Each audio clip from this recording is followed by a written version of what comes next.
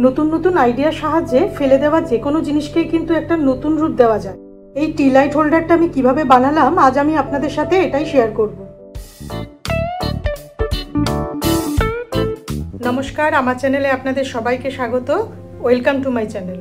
প্রথমে এই ধরনের একটা ক্যানকে মাঝখান থেকে কেটে নিয়ে একটা অংশের ভিতর আরেকটা অংশকে একটু ঢুকিয়ে ফিক্স করে নিতে হবে।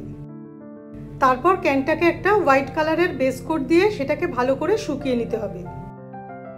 এরপর ক্যানটার উপরের অংশের জন্য আমি লেমন ইয়েলো কালার ইউজ করছি এবং নিচের অংশে আমি একটু ডার্ক ইয়েলো কালার দেব।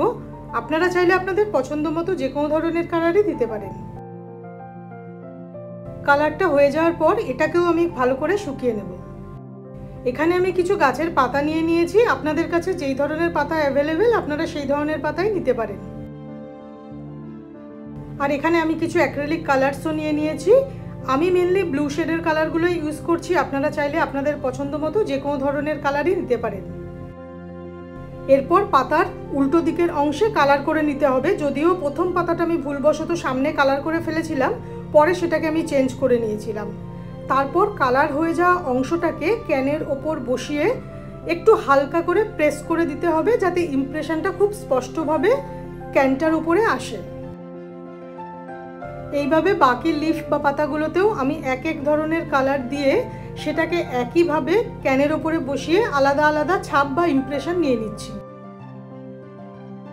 আরও একটা টি লাইট হোল্ডার আমি অলরেডি বানিয়ে দেখিয়েছি।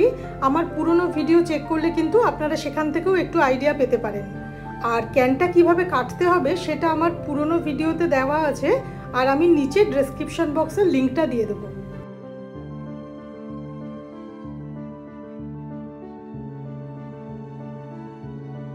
এই ধরনের ইজি আর একটু অন্যরকম ভিডিও দেখতে যদি আপনারা ভালোবাসেন তাহলে আমার চ্যানেলটিকে অবশ্যই সাবস্ক্রাইব করে রাখবেন। আর ভিডিও দেখে যদি আপনাদের ভালো লাগে তাহলে লাইক, কমেন্ট, শেয়ার করবেন। আর নতুন ভিডিও আপলোড হওয়ার সাথে সাথেই যাতে আপনারা দেখতে পারেন তার জন্য বেল আইকনটা প্রেস করতে কিন্তু ভুলবেন না।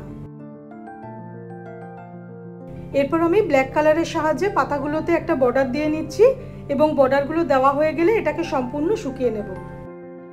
আমি এখানে আমার একটা আইডিয়া শেয়ার করলাম। আপনারা চাইলে কিন্তু আপনাদের পছন্দ মতো অন্য আরও অনেক কিছুই বানাতে পারেন।